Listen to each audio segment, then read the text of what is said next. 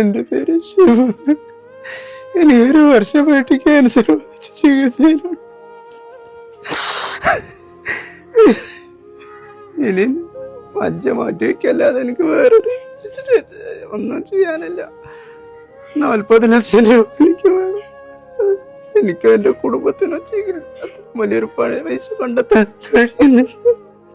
കഴിയുന്നില്ല. എൻ്റെ അച്ഛനും അമ്മയും ഭാര്യയും കുഞ്ഞും അടക്കുന്ന കുടുംബമാണുള്ളത്.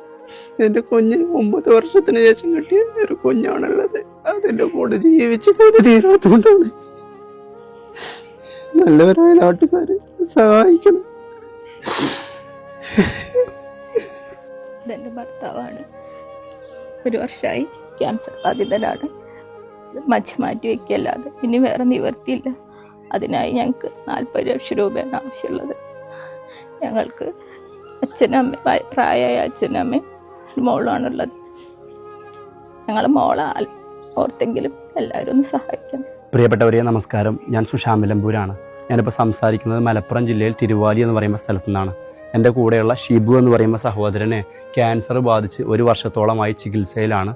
ഇപ്പോൾ എത്രയും പെട്ടെന്ന് ഇദ്ദേഹത്തിൻ്റെ മജ്ജ മാറ്റിവെക്കൽ ശസ്ത്രക്രിയ നടത്തണമെന്നാണ് ഡോക്ടർമാർ പറഞ്ഞിട്ടുള്ളത്. എന്നാൽ ഈ ശസ്ത്രക്രിയയ്ക്ക് 40 ലക്ഷത്തോളം രൂപ കണ്ടെത്തണം.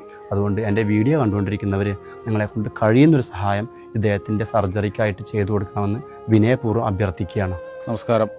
ഞാൻ മലപ്പുറം ജില്ലയിൽ തിരുവാലി ഗ്രാമപഞ്ചായത്ത് 2ാം വാർഡ് ജനപ്രതിനിധിയാണ്.